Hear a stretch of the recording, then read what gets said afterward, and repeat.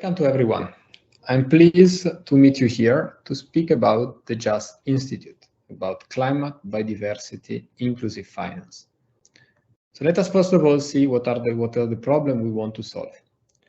So many of you know that an important part of our food is produced by smallholders. That can reach up to 80% in developing countries, while worldwide will be around 30–35%.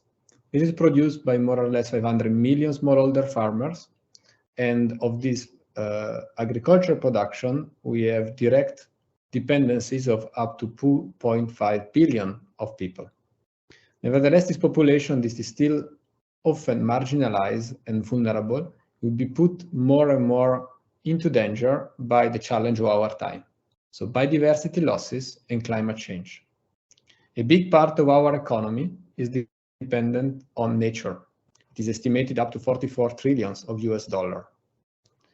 The biodiversity losses and climate will put at risk all that. Nevertheless, finance for climate change adaptation is still a very small percentage. That means that nowadays populations that are still and will be more and more vulnerable will get more and more vulnerable to climate change and biodiversity degradation. So indeed, the challenge we face, so the key problem is that green and climate finance haven't reached yet sufficient volumes. So climate change is gonna affect us for a long time, as well as biodiversity losses. Out of this finance, very few percentage goes for adaptation, so to reduce vulnerabilities. And very few percentage goes to preserve and to restore biodiversity. Of this few percentage, only another small percentage goes to vulnerable population. That means that the one that needed the most has the least. So vulnerable populations are not reached, and when it happens that they're reached, it's difficult to assess the positive impact of this finance, as well as the generation of resiliences. Nevertheless, there is a pressing need.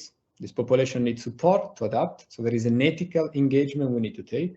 At the same time, there is a financial risk we want to manage, as well as an opportunity to grab, because certain of the investment that can generate resiliences are estimated to have an high return on investment, up to 1 to 4, or 1 to 10, certain of that. So now, till we do not look seriously to this problem, financial intermediary will tend to do not finance a vulnerable population, and so exclude them furthermore.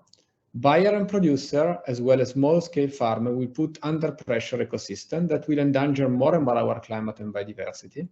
And the financial system will find affected by risk that is hidden in their portfolio that are not able to measure.